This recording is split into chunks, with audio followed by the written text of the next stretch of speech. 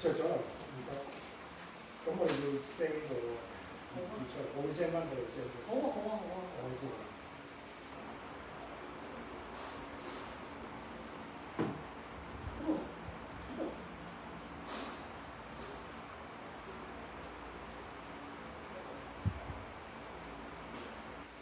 因為要喺 Facebook 睇到先 send 到。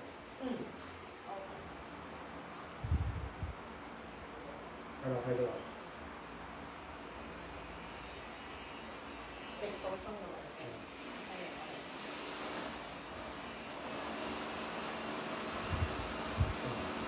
啦，各位弟兄姊妹，你哋好。萬幾秒嘅。好。係咪萬幾秒？係啊，都係。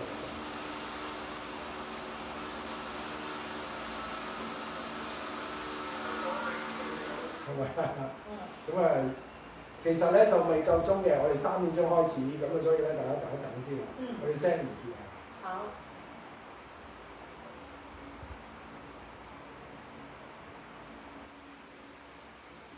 呢個家庭服務中心啊。係啊。你成日記錯家庭。我哋一陣講嘅時候，可以大聲少少。大聲啲。係啦。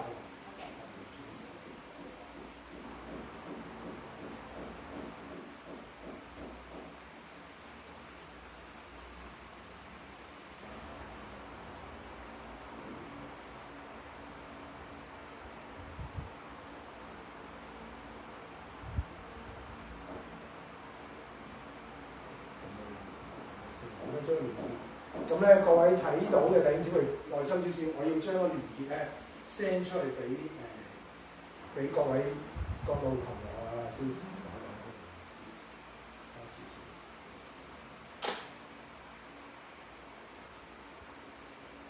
而家 send 俾你先。好啊。佢變咗條 link 嚟㗎，佢 send 咗俾你，等下佢可能要啲時間。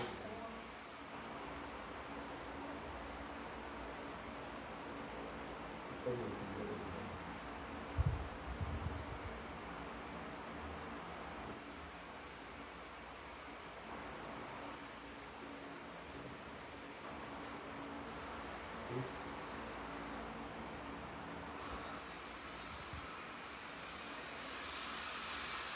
咁大家咧要俾時間先嚟做件事。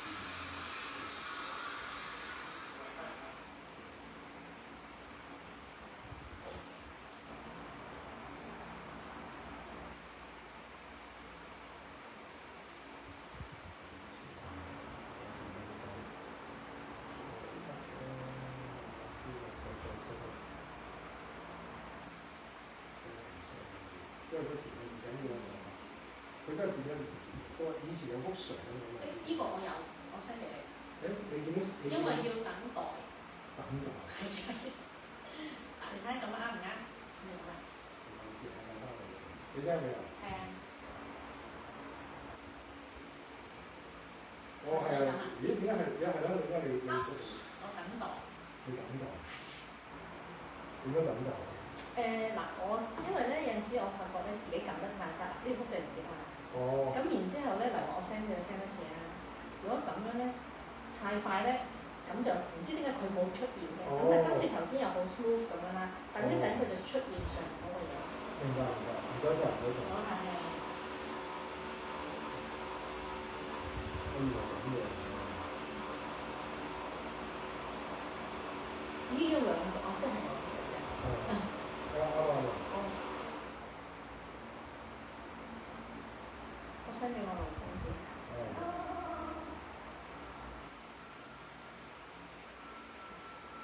我 send 埋俾我老闆呢度。梗係好啦。佢即係等我哋知道，即係你做緊嘢啊嘛。冇錯，係。做緊嘢啊嘛。冇錯。係啦，咁啊接受我哋訪問，即係都係幫緊家庭服務中心一個宣傳，係推廣俾人知道啊，原來有個機構喎。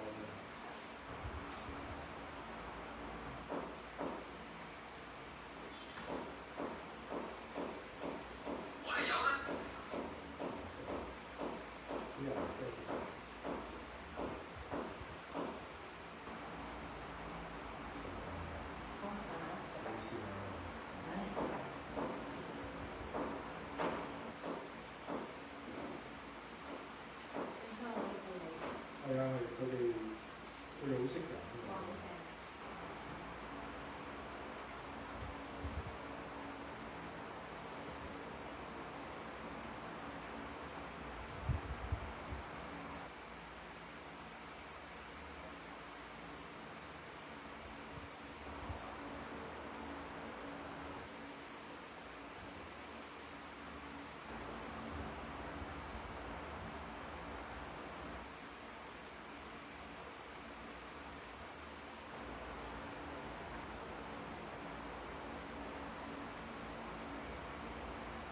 各位弟兄姊妹，唔好意思啊，耐心等我多少少，因為小步手腳慢啊，所以俾啲時間我 send 有啲連結出去先啊。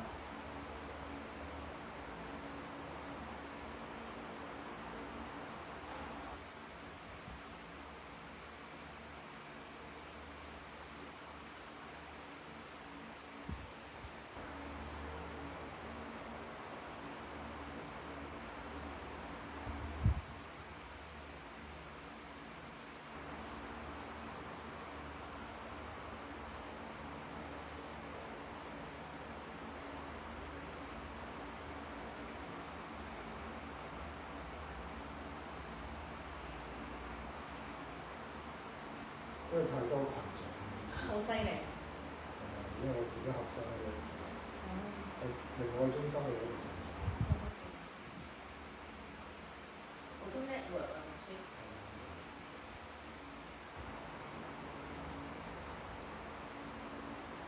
好，咁咧時間關係咁啊，即係時間關係咁，所以咧就 send 住咁多先。我諗應該聽到係咪清楚？好，咁啊，今日咧我哋又好感恩咧，就今日嘅 Fanky 牧師話室咧，咁啊請我身邊呢位麥姑娘，咁咧我哋俾掌聲啊，歡迎麥姑娘。係，咁我哋今日嘅訪問咧，麥姑娘咧，咁啊來自基督教家庭服務中心，有好多類似嘅名嘅，咁一陣間咧先至詳細係介紹呢一個基督教家庭服務中心咧，究竟係做啲咩嘅工作啊，或者點樣幫助到呢個社會上啊，或者呢個社區啦。咁其實基督教家庭服務中心咧，就喺我哋教會觀塘翠屏村嘅村口嘅啫，一出地鐵就見到成座大樓㗎啦。咁咧，我哋一陣間咧，依家嚟個訪問咧，我哋分兩部分嘅。咁第一部分咧，我哋會先請阿麥姑娘講下佢點樣去認識福音、認識主耶穌啦，佢成為基督徒返教會一啲嘅經歷啦、成長啦，同埋點解會做社工啦。跟住第二部分咧，咁啊，麥姑娘咧就會再詳細介紹下咧。基督教家庭服務中心呢一個機構啦，究竟係點樣幫助香港嘅市民啦？特別係觀塘區啦，觀塘區啊呢一個一帶啊，牛頭角啊、九龍城啊咁樣呢一帶嘅居民啦、街坊啦，點樣幫到佢哋手？咁所以先係講下信仰嘅部分先啦。咁咧我知道咧，阿麥姑娘咧就係唔係好似我咁由細翻到大啊？你大約係幾時？幾時開始係接觸到基督教咧？我應該係畢業嗰年，我係99年畢業嘅。中學定大？呢個diploma。哦，中學。social diploma。social diploma 99年。係啦。就開始接觸基督教。係啊，其實嗰陣時我嘅接觸咧就即係都好得意嘅咁樣，嗰個過程係咁嘅。其實咧你都係頭先你講家庭啊，其實我原本我家庭咧就係拜偶像嘅，係啦咁樣，咁跟住咧就唔知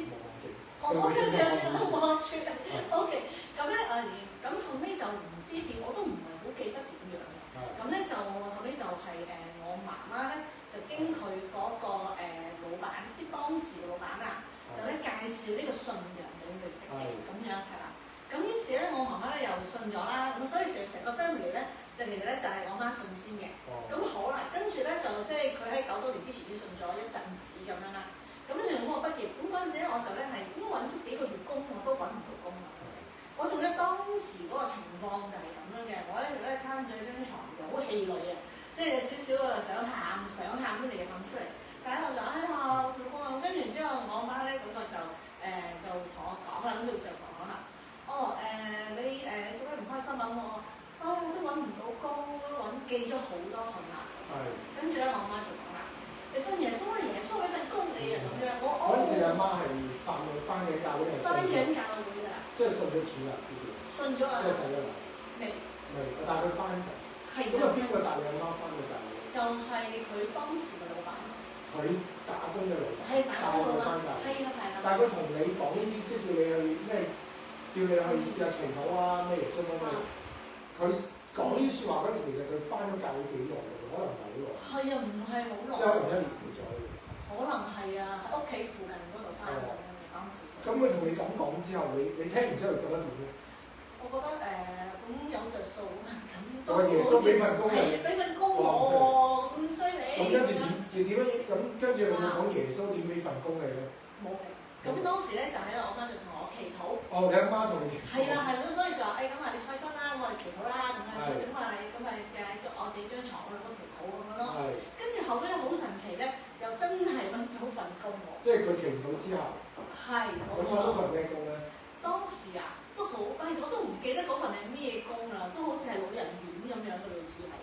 老人院嘅，即係做社工。係老人院做社工。做社工，即係咁就去咗嗰度做啦。係啦係啦。咁呢個時候你咁樣嘅經歷裏邊，你覺唔覺得即係耶穌幫到你咧？好真實。好真實。係。但係咁樣會唔會有少少好似黃大仙式咁樣咧？即係有少少。係嗰陣時細路仔唔會諗呢啲嘢㗎啦，即係都係好直白咁樣。我需要乜嘢你俾我啦。咁同埋因為我哋本身嗰個屋企嗰個信仰嘅 background 都係即係拜偶像，都係拜偶像通常都係即係黃大仙式㗎啦。係啊。咁你入咗去做社工，即係有份工啦，咁樣祈禱之後，咁你有冇跟你阿媽翻教會或者開始接觸基督教？嗰陣時係有嘅，我斷斷續續翻嘅。即係跟你媽媽翻。係跟媽媽翻，係啦咁樣咯。但係咁樣幾時先正式去即係經歷到呢位耶穌啦、真神啦，同埋或者話你真係好相信佢係即係過咗幾耐嘅事，或者有啲咩事觸發你會信咧？咩事觸發我去信啊？我記得係我係後尾之後又再去做另一個老人院啦，咁就有一個家屬。有家人係啦咁樣，咁我覺得呢個家人咧佢真係好好啊，即係佢對屋企人好啦，又對即係其他啲院友對職員好，即係好好啦咁樣。咁跟住我就嗰陣時個好嗰個感覺咧，直頭咧係感動到我。跟住後尾咧就再即係傾下偈，原來佢係基督徒。咁即係咁好到好盡咁樣嘅咁樣啦，係啦。咁所以我就覺得原來呢個信仰即係開始我有啲興趣咁樣。因為呢個家人，你覺得佢好好？好好啊！點解好嘅意思？即係佢係好有愛心啦，定係佢係好對啲即係呢啲職員好有禮貌啊？佢係有禮貌啊，好有愛心，總之係用一個好字嚟形容佢嘅。係。咁佢係叫你翻教會定咩？佢唔係叫係。佢冇叫，係啦。但係你喺佢身上就感受到。即係信耶穌嘅人係啊，咁跟住就呢樣嘢又引發到你想翻教會。係啦，即係我就想了解一下究竟係點嘅咧？係啦。咁跟住嗰陣時就不過就即係都係心動嘅啫，就未行動嘅其實。即係個心想翻，但就冇實際行動。係啊，因為嗰陣時我媽媽翻嗰個教會，咁其實都係點講咧？比較年長啲人就冇乜係啦，冇乜啱嘴型嘅人，係咁樣咯，係啦咁咯。咁然之後咧，及後咧就我就應該係講緊係冇事，因為冇咪，有冇聽唔聽到啊？應該聽到啊，係咪清楚 ？OK。好啦，咁跟住及後咧，我就因為講到係叫做我嘅戀愛啦，喺教會嗰度啦，係點樣咧咁樣？但係你講戀愛喺教會度，但係未講到點樣去教會？有關係，係咩？有關係，又有關係。有關係嘅咁樣，係啦，因為當時咧就係我老公咧，佢就翻信義會鑽石堂，咁佢都跟啲同學翻嘅。咁跟住後尾就即係你識你嘅先生嘅時候，佢已經翻咗教會嘅，翻緊嘅。係啦，翻緊。係啦，咁我就斷斷續續翻我媽嗰間啫咁樣啦。咁然後就咁好啦，咁樣即係當係嗰陣時曖昧中嘅時候，就跟咗佢翻。即係你係因為識咗你嘅先生啦，即係當時男朋友。係啊。即係見到 A 生啦，即係跟佢翻係嘛？係咁樣，係啦，咁於是就我哋即係因為識咗佢，佢就話俾你聽佢翻教會。係。但係嗰陣時你嘅即係而家先生，佢嗰陣時信咗主啦已經。信咗㗎啦。信咗即係受洗喺嗰間聖廟度。又未嘅。佢都未帶佢翻緊㗎已經。即係佢決咗志啦，即係同我一樣，即係個 level 咧決咗志。但係佢就叫埋你翻咁樣。係啊。咁你又肯唔肯去翻喎？咁翻咯。咁翻到去啦，咁個感覺又係點咧？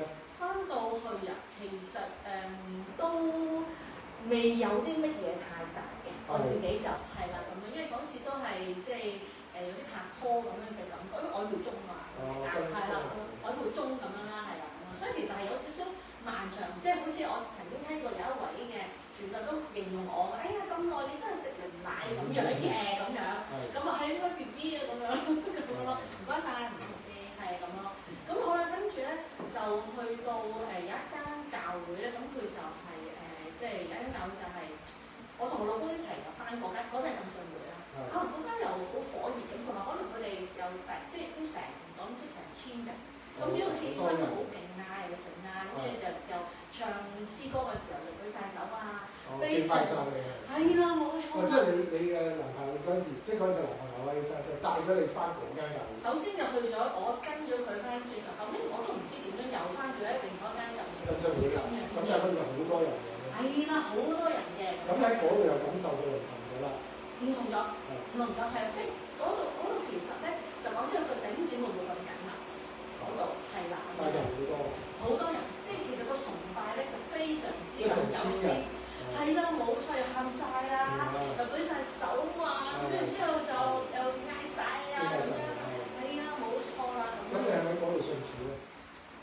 基本上我都脫咗好多個字嘅啦，基本上都係啊咁樣咯。好啦，跟住咧就喺嗰度我自己形容自己狀態都可能係對呢個信仰都未係好穩定，坦白講都未係好穩定，因為其實嗰度係好多人，但係唔會係好緊密。即係同嗰度啲弟兄姊妹又即係唔係好熟咁樣，因為好多人。係啊，佢哋其實我都有參加啲小組嘅，但係就唔係好緊密咯。即係你去到好似戲院咁，好似成多人演唱會咁啊！你人生唔係一演唱會。係咁咯。即係完咗啲人就散啦咁樣。都散嘅，係啊，即係除非特登去咗嗰時啊，你啲但係嗰時就未有咁樣咯，係咁咯。咁然之後就真係去穩定咧，就係呢個信義會啦，即係我而家翻嘅呢個信義會。即係之前阿徐牧師嗰度。係啦，冇錯。葵欣堂。係冇錯。咁又點樣去咗葵欣堂咧？因為我搬屋。搬屋。係，因為我其實應該咁，我結咗婚，然之後就咧即係搬咗去葵芳嗰度。係啦，咁然之後就嗰間屋嘅對面就係阿徐牧師嗰度。即係個小學嗰度。冇錯。需要小學。咁啊，佢講嗰個咧就係信義會葵欣堂，幫我老友賣下廣告啦。喺葵涌山上邊啊，阿徐子明牧師一位非常之有愛心，猶如聖方濟一樣嘅徐子明牧師啊。咁咧就係佢講嘅嗰間堂。咁當佢去嗰陣時啊，徐牧師都未到人，後嚟先到。咁喺間小學已經嗌咗次，我去嗰度講道先。咁啊，就係嗰個，因為你搬去嗰度嘅對面住，所以就翻嗰間教會。冇錯。咁翻到嗰度又發生咗啲咩事咧？翻到嗰度啊，其實我又冇特別發生嘅，都係即係平平淡淡咁樣咯。即係我可能我個人都係中意呢啲平平淡淡，所以主耶穌安排平平淡淡俾我話，可能係咁。咁不過就喺嗰度咧，我就參與侍奉會多少少嘅。但係嗰陣時未使禮都未使。嗰陣時啊，我諗下先，好似係洗咗禮先至可以做事。我喺葵欣洗禮。係啊，我喺葵欣堂嗰度洗禮嘅，咁樣咯。咁就即係我可以講去到葵欣堂就比較去穩定啦，同埋投入嗰個信仰同侍奉啦。係啊。咁但係點解會去到葵欣堂你先叫定落嚟？即係會唔會你係感受到啲咩咧？定係？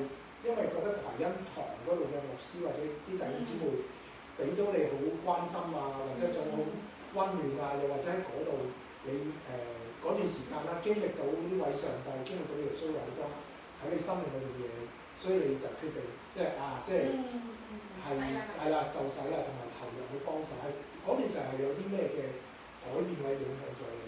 如果你咁講咧，可能我都即係都諗咧。即係都無可，我哋都會有啲理解。因為以前啲教會會比較又要搭車有啲遠，佢啲國家咧就就咧行過係啦，行過去就得啦。咁樣因為直頭行過去添。冇錯。好近。冇錯，行過去對面嘅啫，咁樣係啦。即係以前嗰兩間教會唔係喺你附近。要搭車係咯，咁樣咯，係咯。咁然後咧就唔知啊，又好似係佢係透過又唔係擺到明信仰嗰啲活動，咁跟住我又多咗去翻教會咁，即係例如嗰陣時可能我都有玩 ukulele 嘅，咁我同我老公就嗰陣時教會嗰一位就係阿黎教師，咁佢咧就邀請我同我老公去教 ukulele 咁啦，咁所以我哋都嗰陣時好似一個禮拜都起碼教2堂㗎，記得係咁樣咯，係啦。咁咧就教大人啦，教小朋友啦咁樣啦。係啦，小吉他係啦，咁我哋又為咗嗰個聖誕報佳音表演啊，我哋又練習啊，成班人啊咁樣啦。咁係啦，咁同埋佢又有其他嗰啲即係非宗教班，即係但係其實佢係有祈禱喺當中嘅喺裏面嘅。咁然之後咧，例如話好似有書法班啊呢啲咁樣嘅咁咯。咁所以跟住又後尾我又即係阿黎教師又邀請啦，不如幫手做兒童嘅導師啦咁樣啦。係啦，冇錯啦。咁後尾又即係都可能佢知道我唔怕醜咁樣啦，咁跟住佢就咁你寫做主禮啦，咁我咁試下咯，咁樣即係咁樣咯，係啦咁樣咯。咁所以就喺嗰個時刻就會係 commitment 會比較多啲嘅咁樣。不過咧，我即係都諗下其實喺呢個教會嗰個學習咧，我係透過主耶穌嘅帶領，我會即係感覺到主耶穌帶領我其實係發生呢啲嘢，我其實要有一個學習咁樣嘅咁樣咯。因為其實你知即係都係事工上面咧，弟兄姊妹總會有一些嘅即係叫做一啲意見不合啊，或者可能係咯，即係話或者可能講緊佢話編排咗嗰個表咧，嗰個人又唔出現啊，即係咁因為做主禮好緊張，我要執好啲人咁樣咧。喂，群組你明明 OK 你啲嗰日又唔出現啊，咁即係會好勞氣咁嘅。但係咧啲牧者咧，哇，真係一個好好嘅 role model，同你一樣好 calm 嘅。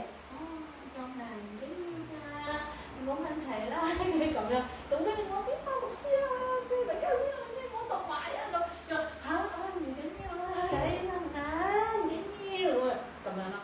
係啊，咁所以我覺得係即係耶穌基督去即係叫做差遣呢啲牧者喺我嘅生命當中係啦。咁我覺得係一個 role model。我話俾我知，其實就總之嗰啲人唔好介意啦，咁樣係咯，咁樣咯。即係唔好太執着。係即係同埋佢即係要一個好平常心咁樣。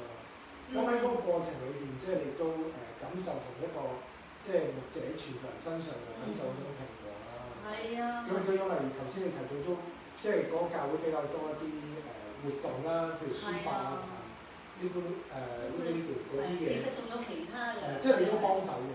我係幫手呢兩樣嘅，佢仲有唔知嗰時有義班。係啊，跟住。但係你對於即係譬如教小朋友啊，或者帶呢啲，即係你自己都好有興趣。OK 啊，係啊。帶呢啲小朋友。係啊。咁所以就變咗更加可以即係呢個如魚得水咁樣嘅開心。咁就慢慢喺嗰度，可唔可以講去到培恩堂，信到培恩堂就令到嗰個即係信仰又可以深化咗啦，又叫做即係扎根咗啦，慢慢同埋委身同做。咁跟住如果係搬屋，所以就好咗扎根。都係信會嘅，係啦咁樣咯，咁就去翻我屋企對信嗰堂。喺香港嗰邊。係啦，喺柴灣嗰度。即係所以但係由開始，即係你媽媽同你講揾工，到你去到信會培恩堂，即係叫做信仰嗰個叫做即係紮實咗啦。咁其實前後都好多年。係啊。有冇唔止5、6年？我應該諗下先，都嗱，我就99年咧就叫做第一次祈禱啦。咁然後咧，我如果去培恩堂應該係2017。都哇，都10幾年。係啊，冇錯。但係中間一路都有翻教會嘅，其實。有嘅。不過可能轉過嘅，轉嗰啲。係啊。咁所以都係，但係咧最重要都係，雖然好漫長啦，或者嘅可能經歷咗好多唔同啦嘅人士啦或者教會，咁但係最重要就係都係信靠耶穌啦，最重要就同埋你都可以咁講啦，遇到一間即係你覺得啦，即係適合到你或者你先生去翻嘅即係教會嘅一個嘅教會啦。係。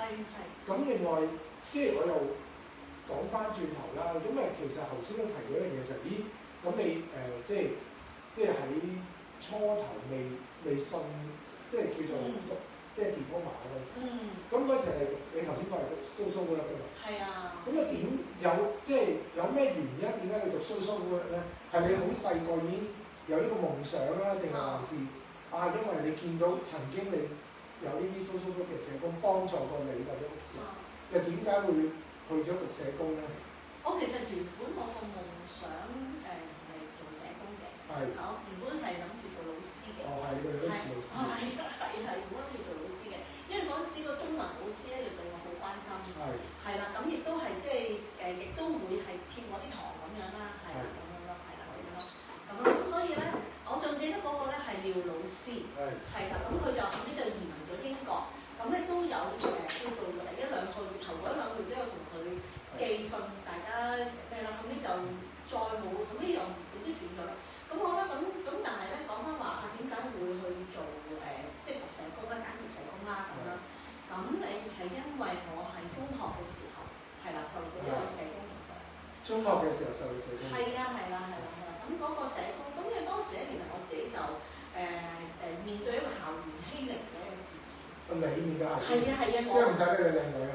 唔知啊，總之當時咧。你講嘅欺凌係中四定中三？嗰陣時啊，中三四咁上下啦，其實都好大個，我都唔知點解要搶我書包，我都唔知點解。係女校嘅。唔係啊，我係男女校，係即係搶個書包咁樣。咁跟住然之後我就有啲冇成功搶到嘅，係啦，因為我就又大叫啊，又喊咗出嚟，咁於是驚啦啲同學咁樣啦。咁跟住後尾我就好冒昧咁樣揾嗰個社工去傾咁樣。你主動揾個社工？係，我主動揾佢咁樣，係啦咁樣咯。咁我主動揾佢，因為佢係一個男仔嚟嘅嗰個社工。男仔。係，因為嗰陣時即係叫做如果我揾個男仔去傾偈，會驚啲同學會話我係咪會想同我中意嗰個社工啊，中意嗰個男仔啊咁樣啊。咁但我諗唔係喎，都不如傾下，因為佢其實咧個房嗰度咧寫住就係類似就係話，如果你有啲咩心事要傾，你揾我啦，歡迎嘅，即係嗰啲類似咁嘅。個房都有寫錯。即係有心事揾我。類似係咁，我唔記得佢點樣寫咗呢個意思係咁。即係可以，即係歡迎你揾我傾偈。係啦，咁變咗咧受到佢呢個呼籲之後咧，咁我就去揾佢去傾咁樣啦，係啦咁咯。咁我就諗下其實佢唔係淨同我傾一次，佢同我傾咗幾次。係啦咁樣咯。咁我覺得其實都幾係好舒服嘅一件事嘅，去傾偈咁樣啦，係咯咁咯。咁我仲記得好巧妙就係我嗰陣時大學畢業咧，竟然喺個 web 嗰度撞翻嗰一個嘅即係社工咁樣，咁佢又有屋企人係社工畢業咁樣，係啦咁咯。咁係啦，咁所以我呢個社工係咪基督徒？冇探究到啊！但係佢總之嗰一次同你傾嘅嗰幾次就覺得好幫到你。係啦。即係好安慰到你啊！係啊。咁就由嗰陣時可唔可以講係嗰次開始就覺得你都想成為一個社工？係冇錯。係啦，就轉變咗。係啦，冇錯啦，係啦咁咯。咁同埋咧，如果嚟話社工咧，我都有諗起個經歷，就係咧，我細個嘅時候咧，曾經屋企咧有段時間經濟都唔好，後尾咧就唔知點樣啦嚇，即係就係總之去過一個中心。好似係咧，係接受過一啲即係幫助嘅咁樣啦，係啦咁咯。咁所以咧，我就即係叫做有呢兩段經歷，我去諗下其實係即係社工其實都係可以幫到人嘅咁樣，係啊咁咯。所以就想即係裝備自己，就係做一個社工咁咯。係啦，幫到人。係啦。你頭先講細個去嗰啲中心度，嗰陣時係會係小學嘅時候。係啊，小學。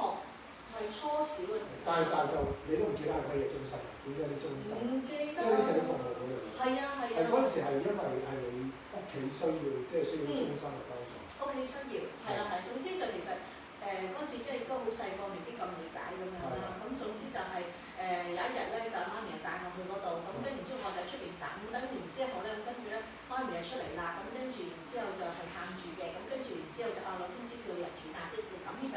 咁所以我就後尾我就記得到，應該真係有一啲嘅幫助嘅，喺屋企咁樣咯。即係呢啲嘅經歷亦都係，即即係由你細個小學嘅階段啦，即係有即係幫咗屋企人啦，即係或者都係你啦幫埋你啦。咁跟住到你中學嘅時候受到欺凌啦，嗰個過程裏面就呢位社工啦，即係可以幫到你啦。所以你就好有感動，想上社工。雖然當時未認識耶穌啦，咁係就你係做咗社工先至開始認識呢個即係教會啊，認識咩叫福音。咁喺呢個雖然好漫長裏邊啦，或者去到後來嘅葵欣堂啦，幫阿徐牧師買嗰度，即係會葵欣堂除咗個傳道人啦、牧者之外，其他弟兄姊妹都會唔會都係帶俾你一種即係比較舒服啊？即係都係好大家互相咁，當然而家有唔同嘅意見啦，但係都係大家一齊好熱心好投入好多，即係去侍奉啊，去做呢個工作。不如我又講下阿徐牧師，因為頭先玩咁講阿黎教師，阿徐牧師咧，徐牧師佢真係係一個好 kind-hearted 嘅，咁咧即係意思即係係一個好有愛心，係即係佢係會係盡量每一個人都好去關顧咁樣咯，係啊，咁我好深刻印象咧就係其實咁嘅，我記得好似唔知1-2年前咧，我就同佢去做一個侍奉咁樣嘅，咁當時喺唔知小學福音營咁樣嘅，咁你嗰啲同學仔我唔識噶嘛，總之我就即係佢哋食飯咁，我咪走埋邊食飯啦。徐牧師走過嚟同我食飯喎，因為其實佢本身佢係我團隊噶嘛，係咁走嚟同我食飯喎咁樣，咁我因為其實我唔係特登唔同佢哋食飯，意思即係其實嗰度已經敷晒嗰啲。係啦，冇錯啦，咁佢特登走嚟同我食飯啊，同我傾偈啊，你明天點啊？你聽工點啊？乜啊？即係咁樣嘅咁樣咯，係啊。好關心。係啊咁樣咯，咁同埋就因為叫做以前返鬼堂嗰時都有個係網上祈禱會，我都有 join。即係疫情嗰時候。嗰陣時開始咧，但之後我哋都繼續網上咁樣啦。咁咧就其實佢即係都係每個人都係好關心，所以佢唔係普普通通咁樣關心，佢係好深入咁去關心問咩事啊？係啊，即係唔係咁嘅，即係可能講咗表面，其實好啦又唔係為你祈禱，即係唔係咁樣嘅。佢係會再問下其實點解你有冇同對方商量啊？其實你同佢互動咧講乜即係咁樣嘅。即係老師都做過社工嘅。係啊，冇錯，我就覺得即係嗰個關心就唔係以前，即係因為以往即係我嘅經歷就係為你祈禱就其實跟住就句號㗎啦咁樣啦。咁啊，因為阿徐牧師未，因為我當年同佢喺聖經讀書同學嘅時候，佢就係好落地嘅、好前線嘅社工嚟，即係佢未係牧師之前啊，好有心去做嘅，即係唔係話其他人冇心，不過係更加出心咯。即係所以你喺佢身上都感受到嗰份即係愛啦、關心啦。冇錯。即係唔係咁行就話我呢期好驚走咗。即係佢會同你傾，即係了解你發生緊咩事啊，同埋睇下有啲咩可以幫助啊。冇錯。即係佢又好有即係基督心腸嘅牧者咯。絕對係啊！所以都喺可以講喺葵欣堂裏邊，你又感受到即係比較嗰個嘅家，即係喺屬靈嗰個家裏面啦，牧者嘅關懷啦，同埋弟兄姊妹之間大家一齊合作啦，做事務都係好開心嘅。係啊，冇錯啊。咁即係不過即係可能搬屋住嘅問題咧，要搬去第二度啦，咁啊，所以就去咗另一間嘅聖會。係啦，講緊我都適應中嘅。係啦，咁樣。咁啊就又講咗頭先係講咗一部分，即係你點樣經歷神啦、信主啦，同埋點樣做社工嘅咁得意嘅經歷啦，即係都係即係成長裏邊啦嘅經歷到最理想。咁你係頭先你提及過啦，當初讀完呢個社工之後就去咗老人院做啦，跟住都係老人院啦。咁啊做咗2間嘅老人院之後嘅社工咧，跟住就嚟咗基督教家庭服務中心，定係去咗再做第一啲嘅 set， 即係第二啲嘅界別嘅點樣？其實我都係做咗，因為如果咁樣，應該我係做咗3個界別，因為我其實叫做喺畢業之前咧，我其實就有做一份係嗰啲叫女童院啊，女童院嗰度做過嘅，不過嗰時係教佢哋做下啲手工啊。同埋嗰陣時係咪 medical 嘅 intern 嗰啲？都唔係嗰陣時，因為佢係請一個人咁樣，係啦，因為其實我即係坦白講，我其實屋企個經濟就唔係太好，係啊，我其實我好細個學開始出嚟即係揾下 part time 啊成咁樣嘅，咁樣咯。即係你係讀夜晚嘅，呢個夜校。我係讀日校，但係我讀日校其實好得意，點解我去咗女童院做咧？女童院咧，咁其實應該嗰個女童院唔知係咪已經搬咗啦？係啦，嗰陣時就而家嗰個女童院個 setting 係叫六合啦，即係可能佢有六種呢啲嘅叫做青少年嘅一啲嘅罪犯嘅 service group 埋同一個嗰個地方，但係以前佢又可能分開女童院、男童院定點樣咁樣，係啦，冇錯。咁好啦，咁咧就嗰陣時我係去嗰度咧就係參觀嗰個女童院，咁跟住嗰陣時當時係院長啊，嗰個女童院嘅院長咧，佢就話其實我哋呢度咧都需要一啲咧導師啊，或者乜嘢咁樣，點解同我需要我即舉手，要賺錢喎，即刻舉手咁樣啦。但係兼職嚟㗎，兼職全職做。係啊，兼職。但係個兼職又夾到你，即係唔會即係夾到 conflict 到喺個翻學嘅時間。非常之夾到。咁佢就追做啦。所以其實即係我信主之前，耶穌都係幫緊我。係啦，即係由女童院啦，呢度做過啦，跟住又做咗女童院啦。係。女童院即係唔係sorry，女童院先到幼兒園。幼兒園做咗兩間唔同嘅幼兒園啦。係，可能唔止添啊，真係。即係中間係。總之就做咗一啲老人院嘅工作啦，老人界別。咁跟住先至嚟到呢個大家同中心。係啦。咁呢度嚟咗幾多年咧？我嚟咗幾多年啊？我嚟咗都咁嘅，我喺呢個基督教家庭服務中心做咗2個單位嘅。係。有一個單位咧就係家庭宿舍。係。係啦，咁我就當時咧就係6年嚟嘅，咁樣係啦。咁然後咧我就應該係15年我就轉嚟呢個社區服務。係。係啦，咁到依家咁咯。所以冇事你繼續講。我想講我已經係20年啦，喺呢個基督教家庭服務中心。06年，到依家啦。係啦，冇錯。咁啊，頭先咧，麥姑娘，我哋一開始又講啦，麥姑娘咧就即係呢個叫基督教家庭服務中心啦。咁就非常之即係喺村口大家見到成座建築物啦。咁有好多服務啦。咁當然唔係麥姑娘一個做晒啦，因為好多唔同嘅單位。係啦。咁咧以下嚟有少少廣告時間啦。首先咧，我哋請咁我哋首先係。咁我哋首先咧請麥姑娘簡單介紹下，先講呢個叫做基督教家庭服務中心，呢一個係咩嘅機構或者組織咧，或者簡單講個宗旨唔使背晒，因為簡單講，然之後咧就再講下你做緊嗰個部門嘅，因為好多我上去參觀過好多部門嘅，咁我諗今日都講唔晒，因為我見到有牙醫啦，有間好似餐廳咁嘅嘢，我唔知係咪社企啦，咁好多即係好多嘅部門單位。咁可能咧，我哋講成個鐘都講唔晒，因為時間有限。咁我先簡單介紹下呢個基督教家庭服務中心呢一間嘅機構啦。咁就基督教3個字喎。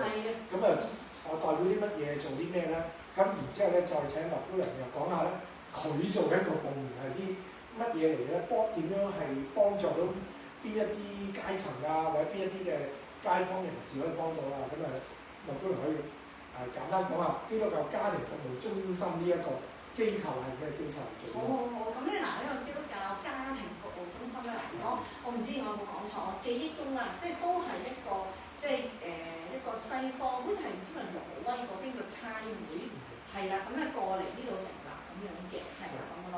咁嗰陣時咧，我真係聽啲街坊講啦，即係我哋呢一棟大樓嘅之先，我哋而家10層樓啦。嗰陣時咧就講緊咧得5層樓嘅啫，咁嗰個位置咧，嗰啲街坊咧叫嗰個地方叫做雞寮口，因為翠屏村係你前叫雞寮，咁我哋嗰度係村口，所以就雞寮口咁樣，係啊，所以而家我記得有啲可能比較年長嗰啲朋友咧，我就介紹佢我哋嗰度係邊間，我哋話雞寮口咁樣啦。係啦，咁跟住後尾我哋就如果你叫雞寮口，咁呢個服務中心即係唔係依家咁大座，依家好多年喺度。係啊。即係可能幾十年喎。係啊，幾廿年喎。係啊，幾廿年啊咁啦嚇，未到100年嘅，咁呢幾廿年。即係可能都40-50年以上。好似即係講緊都唔係㗎，好似都60-70㗎啦。60-70年。係啊。60年代呢個。係啊。196幾年。可能係啊，我都唔記得幾多年啦，真係係啦。總之係又未到100，但係超過50㗎啦。即係5層嘅啫，冇依家咁耐住嘅，得5層。冇錯，係啊，得5層嘅啫，咁樣咯，係啦。咁同埋你講5層嗰陣時咧，嗰個年代，我唔知你有冇印象嗰個隔離咪有一個地盤嘅，其實嗰度原本咧就係一個工業學院。咁我聽啲街坊講完嗰度學呢個會計啊、筆記啊、飛報記啊、嗰啲叫做同埋個車衣，都係有個學科。而家嗰度已經唔同年紀啦，嗰度咁樣啦。好多年前。係啦咁樣啦。咁啊籌款啦咁樣，咁就即係都好多謝好多街坊咁樣。咁於是就我哋就可以起一棟咧就係17樓高嘅一個嘅服務大樓咯，係啦咁樣。咁呢個基督教家庭服務中心其實佢嘅宗旨啦，或者係佢係想做到啲乜嘢咧？咁嘅，我諗咧最濃縮咧就係咧基督的愛，係啦，基督即係用基督的愛去做呢個服務嘅。咁我又講下少少啦，其實咧當時我去即係叫做接受呢個 offer 嘅時候咧，我其實同時間我有另一個 offer。係啦咁，但係咧我就諗唔係喎，我睇到即係我都要了解下嗰個機構點咯。睇到基督的愛喎，咁啊今日啱晒啦咁樣。咁如果係咁咧，即係我可以用基督的愛去服務人咯，咁樣咯，係啦。即係因為呢個基督的愛去服務人，呢句説話你覺得好打動咗你，我覺得啱好好喎。係啊，即係好同我好夾咁樣咯。咁呢個基督的愛去服務，我哋講係個宗旨啦，或者我哋啲市人英文叫做 mission statement 嗰啲 mission 啦。咁佢嗰個當然佢背後有個 philosophy， 即係佢個精神嘅哲學啦，就係都係用翻基督教啦，我哋講。係啊。基督教嗰個嘅愛啊，嗰個關懷啊。冇錯啊，係啊。咁你即係呢一個當然佢有好多服務啦。咁啊，譬如話你入咗嚟初頭講嘅有個宿舍啊，呢個宿舍係講緊依家都仲有嘅。有。咁呢個宿舍係都係翻嘅大樓呢啲。呢個宿舍咧就係一個秘密地點。秘密地點咁咁犀利。係啊。保護證人。係保護證人。咁呢個宿舍係做啲咩嘅咧？呢個宿舍係總之有啲有困難嘅家庭就嚟嗰個宿舍，即係可能係一啲即係啲夫婦衝突，咁啊太太帶住啲即係細路仔嚟嗰個宿舍咁樣咯。咁呢個係需唔需要即係經社工轉介先有申請？自己打嚟㗎嘛。我自己打嚟。係啊。同埋係咪唔一定係綜援家庭先？唔一定，總之其實嗰個門檻就係危機。係啦，危機。咁你頭先講係太太啦，咁先生咧，譬如佢最好俾個。咁就要去另一個機構啦。媽媽宿舍咯，如果講得清晰啲啦。你嗰個媽媽宿舍。係媽媽宿舍。即係簡單嚟講咧，呢個宿舍可能係俾婦女啦，同埋佢嘅小朋友啦。咁嗰個小朋友可能唔係限男仔女仔啦，即係個冇㗎。即係當佢即係幫咗一啲，可唔可以咁講啲即係叫做被虐嘅婦女咧？係啦。或者有啲可能叫做佢 high conflict 即係成日都侮辱佢啊，講粗口鬧鬼佢啊咁樣咁樣覺得好受辱啊，好辛苦啊咁樣行開下。咁呢個宿舍佢入嚟住啦咁講，佢需唔需要即係俾錢或者係俾佢住？唔使，完全唔使係啦。咁但係如果唔使都咁，佢只可以住幾耐咧？住3個月啦，半年嘅。係啊，其實咧我哋就嗰陣時就先批就2星期，最多可以住3個月咁咯，係。咁但係因為呢啲即係譬如咁講，即係因為我想問多啲咧，又可以咁聽到嘅朋友知道原來有個咁樣嘅服務喎，咁嘅機構咁嘅了解去幫助，即係香港即係有需要人士，同埋呢個宿舍就唔係要住喺觀塘區嘅居民。定係九龍東。總之個門檻就係呢一個嘅危急。即係唔係要住喺呢個觀塘區？因為唔使講離唔離子嘅，總之係危急。係啦。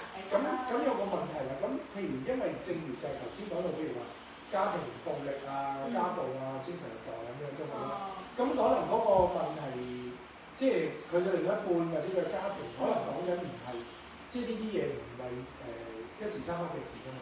咁你俾佢嚟住2個禮拜或者3月都好啦，可能個問題未解決㗎嘛。咁3月之後，你哋係再轉介另外啲宿舍定係點咧？嗱咁嘅，因為咧我都年代久遠嘅喺嗰個宿舍，咁我又唔知而家佢哋個 plan 係以前嘅做法點咧？以前嘅做法，我哋盡力都要搣到個 deadline，做佢哋傾咁樣咯。會咁樣咯，係盡力咁樣咯。即係希望佢個家庭可以，即係可以復和到。其實我哋又冇呢個取態嘅。係啦，即係因為我哋都係雖然係基督的愛，可能都我唔知係咪都係咪一涉及宗教係咪唔知，我唔知有少少包袱，我唔知道。不過我哋咧就係係以嗰個案主為本啊，即係佢嗰個取態，佢個諗法係點咁樣咯。咁但係如果你講開呢個咧，我都有少少感慨咧，就係因為即係發現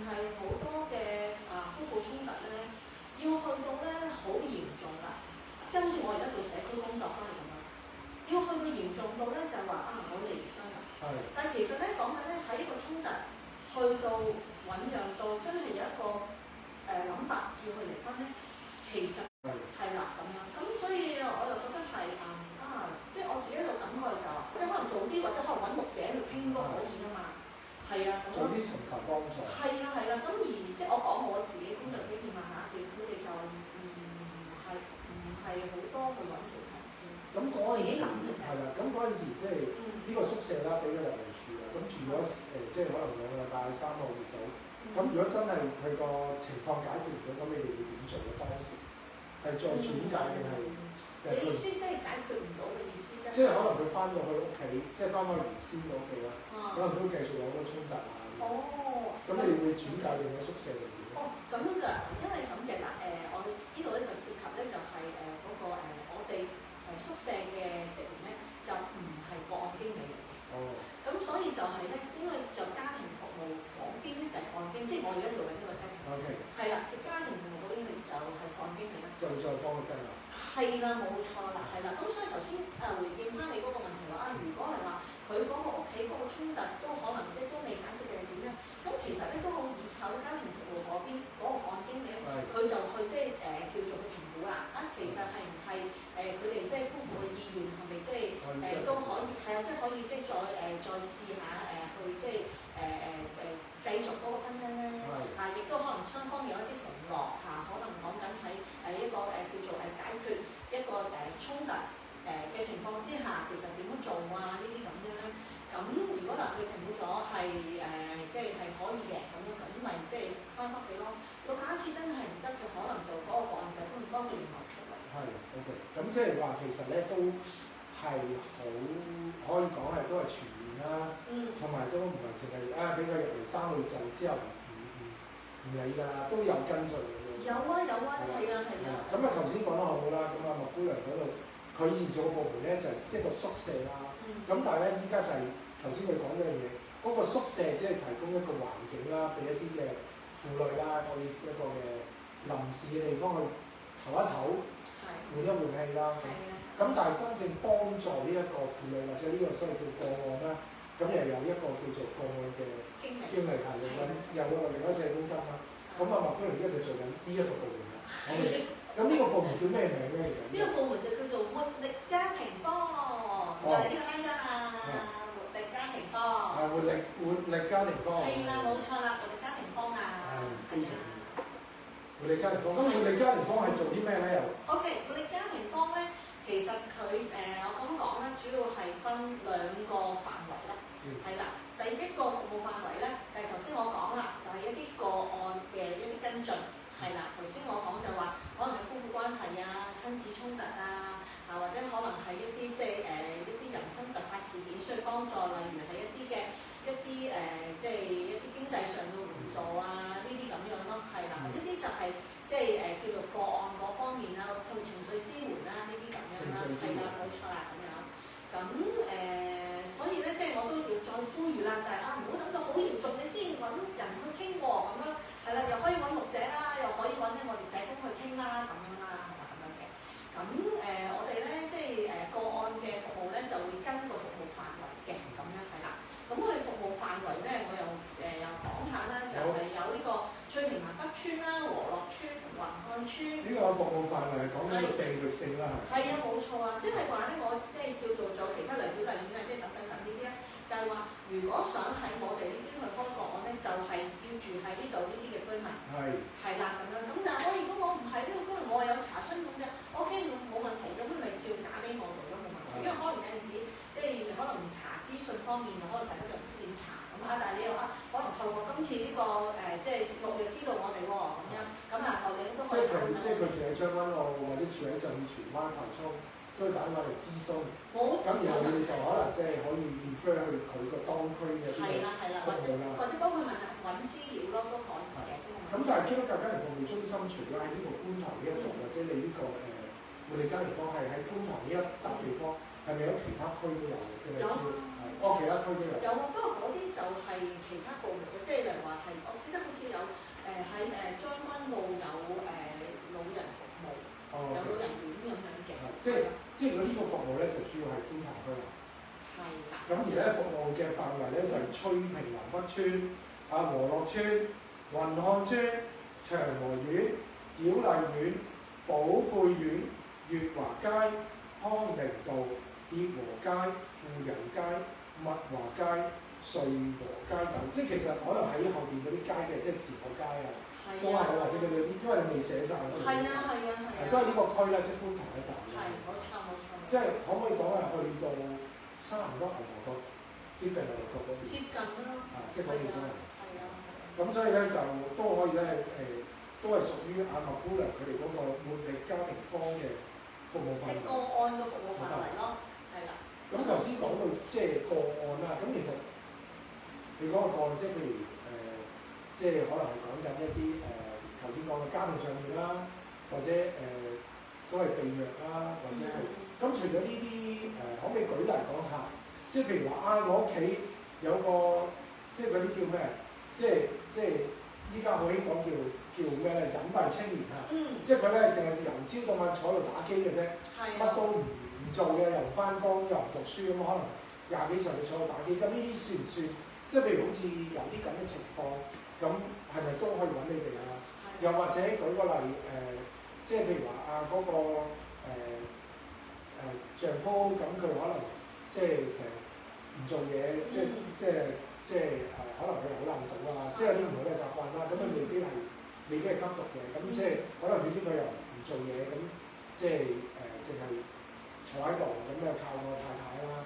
咁啲即係好多啲，又或者個小朋友咁有即係 SEN 啦，可以咁講類似 SEN 嘅，咁可能佢又學校即係而家社會資源啦，咁可能學校排隊要揾 SEN 即係見幫助，可能要排好耐啦，即係揾，因為香港依家揾一啲所謂專幫助 SEN 唔同嘅學校嘅學位咧，都唔夠啊嘛，咁係咪等都可以揾你哋幫手咧？係可以揾我哋諮詢咗先，係啦，因為你而家講嗰啲咧，即係都係我聽到係即係有一紮嘢要跟進，每一個案都係咁啦，咁所以係可以係揾我哋去諮詢咗先咁樣啦，係啦。但係你哋會唔會你個部門係主要係做啲咩年齡層，或者主要做啲咩嘅對象咧？2個字。係。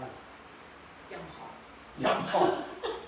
係啦，總之咧就喺我哋個服務範圍裏，即係嗰個案啊喺我哋服務範圍，任何係啦咁咯，即係你會覺得我好想揾社工去傾下偈，諮詢下咁樣，係啦。即係佢可能冇特別嘢嘅，即係佢可能唔係話即係有隱蔽嘅青年或者有家庭暴力，即係佢可能唔開心啊，或者感覺好大壓力啊，都可以揾你哋傾嘅。可以。係即係可以嘅。絕對可以啊！我哋喺度就係等緊你哋啦。係啦，即係唔使一定要話即係我即係因為有個隱蔽嘅青年喺屋企，或者咧我好難到個丈夫，或者我即係嗰啲你有需要都可以，有需要嘅都冇問題啊，係啊。即係或者甚至話我想揾老人院，就唔知邊度揾咩老人院都可以揾你哋係咪？係。即係 OK 啦，咁可能有啲依家都好多啦，即係我哋教會接觸，譬如我自己有個老人家，咁可能身體差得好犀利，但係咧又即係申請政府老人院可能等好耐㗎嘛，點算咧？或者甚至乎依家好多就話家居安老啦，咁可能家居安老都就係因為佢身體唔得啊嘛，咁可能佢啲仔女都係年紀大啊，或者都忙，咁有咩諗咩可能有啲點樣幫到呢個老人家，或者幫到呢個家庭啊，令到佢啲即係老人家喺屋企嘅時候，即係我又未必想去老人院住啊，咁係咪有即係有第二啲嘅方法或者叫佢幫佢，都係可以請教你哋嘅。呢個涉及係一個照顧計劃，係啦，咁同埋一個資源嘅一個嘅介紹，同埋同你商量下咁樣。我哋都有提供嘅。我哋會提供嗰個嘅叫做資源，係啦，提供 consultation，係啦。即係話俾你聽，可以有啲咩途徑啊，或者可以有啲咩方法考慮啊。係啊，所以我都其實想 highlight 一點咧，其實即係總之就你係有需要都可以揾我哋啦。不過咧就社工咧始終係喺嗰個服務提供上咧，或許都會有啲限制都唔定嘅。係啦，因為都容我講句，其實而家嗰個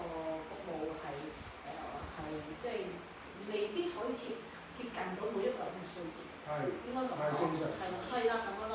咁所以就即係話我哋，你揾到我哋會盡力去幫你揾資料，盡力去幫你睇下商量下睇下點樣。但係有陣時就係話，原來嗰個服務根本都原來係都未必接近到每個人嘅需要的話咧，咁可能即係都要諗下啲計仔啊咁樣咯，咁樣。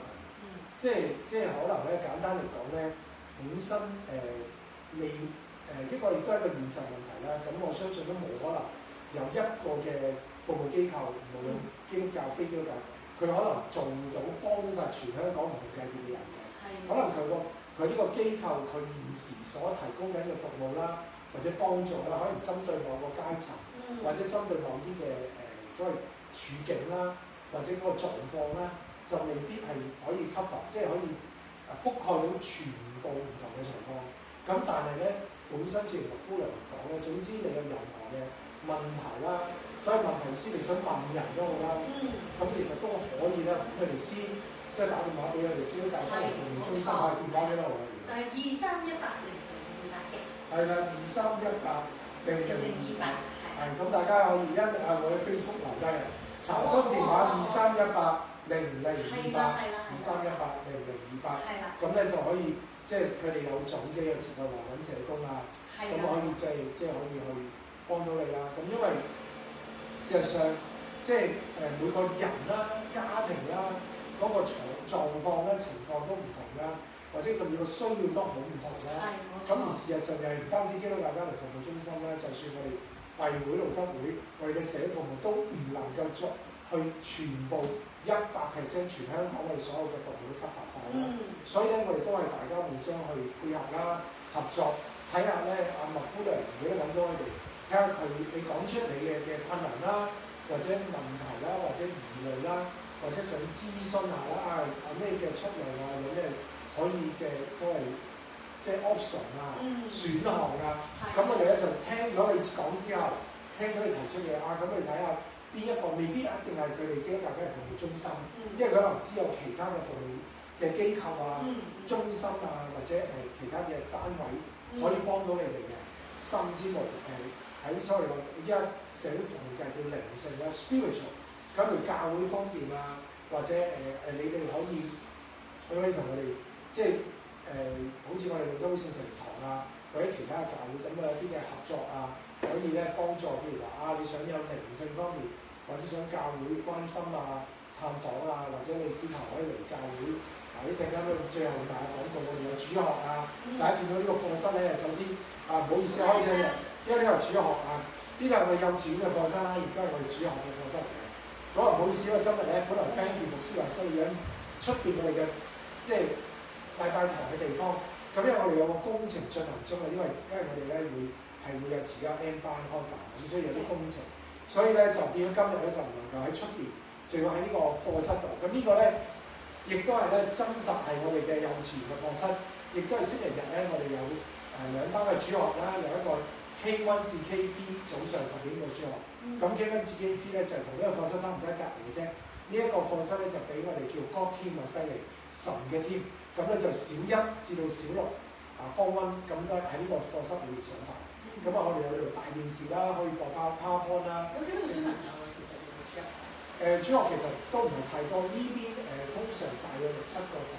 都 OK 啦，差唔多啦。咁K1 至 K3 都係，其實 K1 至 K3 嘅主學咧，主要都係比較多我哋依家讀緊我哋嘅幼稚園嘅學生啦，同埋我哋嘅有啲係我哋嘅教幼子弟啦，或者有啲啱啱畢咗業，即係由 K3 升咗上科小1嘅同學啦，咁繼續翻嚟嘅，都係歡迎我哋10點半嚟參加，同埋我哋10點半我哋都有主日崇拜嘅，咁我哋明日早上繼續有10點半嘅主日崇拜啦，歡迎大家去參加嘅。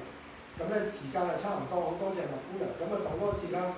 佢哋今日係基督教家庭服務中心嘅麥姑娘啦。咁我哋個電話咧，大家查詢嘅咧，個電話咧就係23180028，23180028。咁咧就大家無論你未必一定即時有啲咩問題，即係或者你個冇乜困難喎，或者唔係話有啲咩嘅狀況，只不過你想了解下啲譬如申請一啲社會服務啊，或者申請護老院啊，或者申請嘅，其實都可以大膽問下佢哋，去問啫，佢哋唔會收錢嚟嘅啫。亦都唔係話咧一定要你去，即係去佢哋中心去幫襯佢哋啲服務，佢哋可以答咗你先嘅，了解下點樣提供一啲嘅服務，因為呢個咧就係佢哋嘅職責咁樣嘅。好，咁我哋今日咧都好多謝阿麥姑娘啦，即係嚟到我哋接受我哋訪問啦，介紹到基督教家庭服務中心。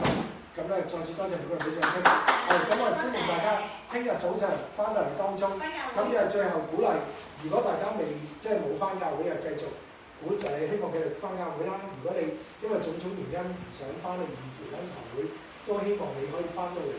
如果你住觀塘區，歡迎嚟到我哋都會聖腓力堂。